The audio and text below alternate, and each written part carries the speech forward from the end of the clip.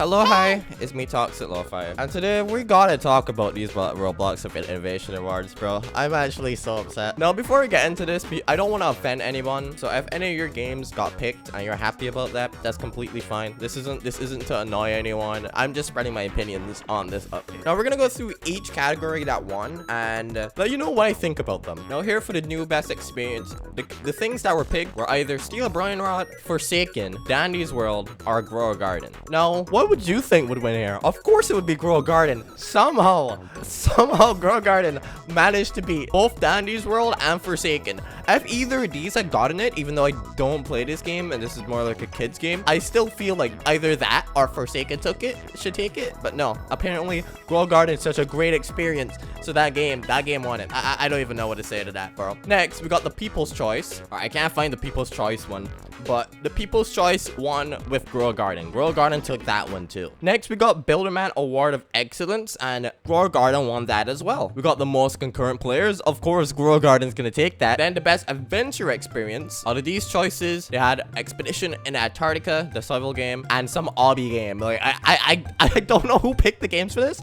but of course 99 Nights in the Forest was gonna win. There was no good choices here. There was just that. That's the only good game there. I mean, Antarctica is cool, but I feel like I would play 99 Nights in the Forest before I play that. But anyway, yeah, 99 Nights in the Forest won that. Next, we got the best party and casual, and Dandy's World won that. I'm actually kind of surprised. I thought it was either going to be Blade Ball, but then again, Blade Ball did fall off. I thought it would have been Blade Ball or Rainbow Friends, but Dandy World took that. I can't really complain about that. I'm quite happy with that. Next, we got best obby platformer. Regretivator won this one. I thought it was either going to be Eternal Towers of Hell or Pig 64, but Regretivator took this one. I feel like that's kind of a weird choice, because I mean, Regretivator is not really a platformer, is it? Isn't it like an elevator game that's supposed to be more scary and stuff? I didn't play it yet, but from what I saw, I thought that's what it was supposed to be. But anyway, that won that. I'm completely fine with that. That's a good game, so who cares? Now, the best survival experience, I don't fit right now all the way over there. Forsaken won that, but I mean, there was not really that many good choices from what I remember. Wait, the choices for this one were not, I mean, great. I mean, like,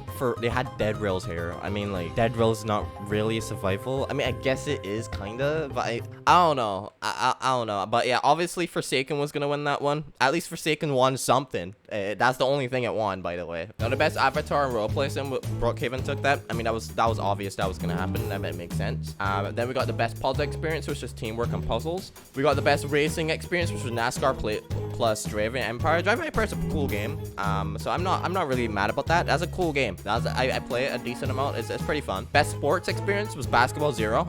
We knew that was gonna happen. Well, I did. I knew that game was gonna win. And then one that pisses me off. The best strategy. We gotta go to that one. For the strategy, we had these choices. We had Conquer the World, which is literally the only strategy game here. We had Forsaken for some reason. It's because just strategize some dodges or something. And Expedition of Antarctica. I mean, I guess you could be like, oh yeah, you prepare your gear, so that's strategy. No, that's not a strategy game. But yeah, Dead Rails won this one. How is that a strategy game? You take a shovel, you smack some zombies, and you pick up items. How is that a strategy game? You know what, whatever. But that one, congrats to Dead Rails. I don't know how TDX or TDS weren't here, or any other tower defense game weren't here. Even the freaking horrible anime tower defense games, or even toilet tower defense should have been here. But no, instead, Dead Rails won. I have no words, dude. But it gets worse. Next, we got the best action experience. And it's right here, actually. So the choices were Deep Woken, by the way, a RPG, Blocks Fruits, Murders and versus Sheriffs, and Fleet Facility. All these are completely different categories, but whatever. Deep Woken lost, Fleet Facility lost, and Murder versus Sheriffs lost to Blocks Fruits. Blocks Fruits, bro. It beat Deep Woken. I don't know. If this isn't rigged, I don't know what else is. I have no idea how that won. But anyway, moving on. Best shooter was Rifles. That's completely fine. Decent game. I had a feeling it would. Now next, the one that's gonna piss me off the most. The best RPG experience. Now, I made a short on this last time saying that if Blocks Fruits loses, I'm gonna crash out. And the crash it out will commence, because somehow, not only did this game, World Zero, beat King's Legacy, but also don't forget, this Dungeon Heroes is also made by the people that made World Zero.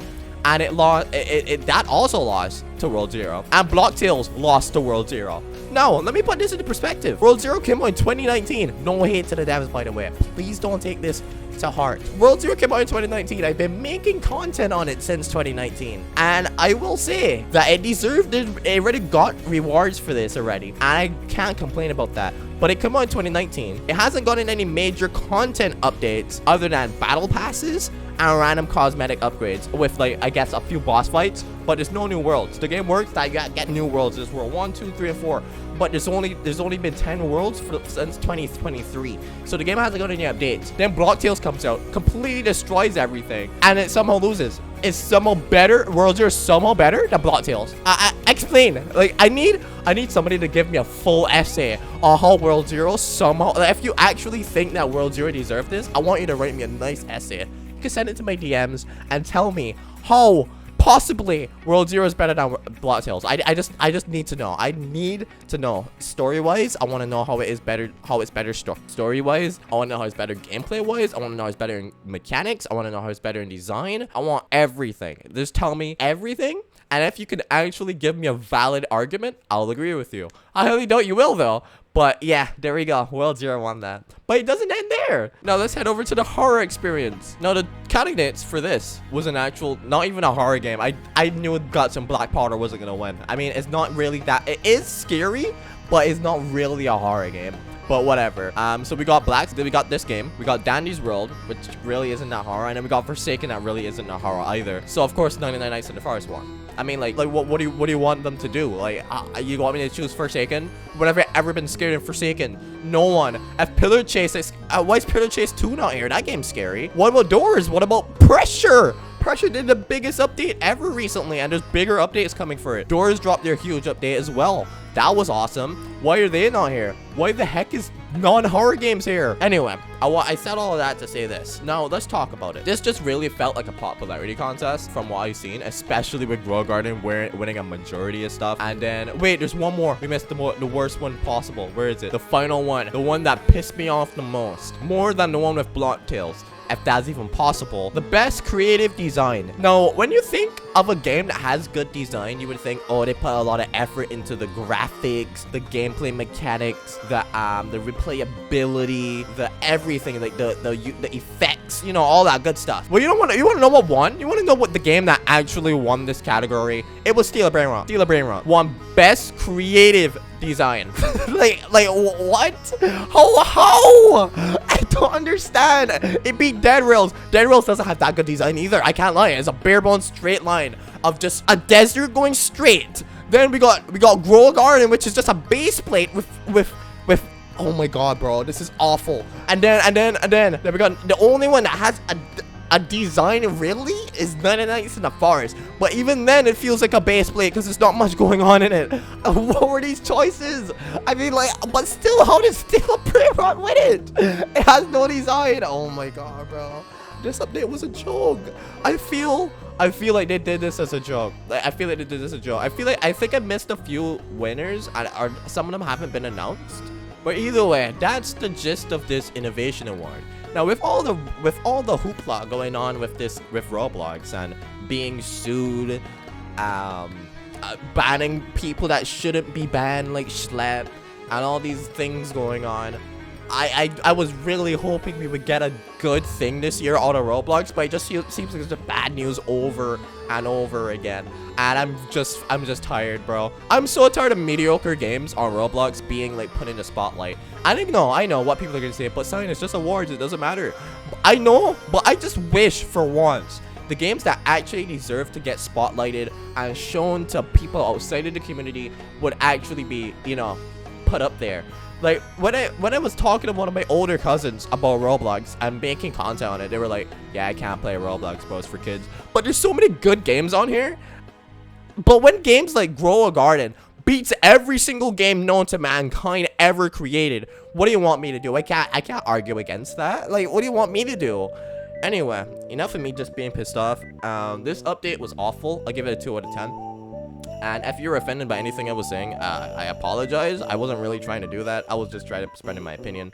And Yeah, I really don't know what I don't know. I have no more words, bro. Like, I have no words. Like, it's honestly upsetting. I don't know, man. I can't believe Blocktails lost to World Zero. That one's the worst one. And then this running creative design. I have no words for that. Like, that's just insane to me. That Blocktails, a very good game with like very little flaws, is like almost a 10 out of a 10 game.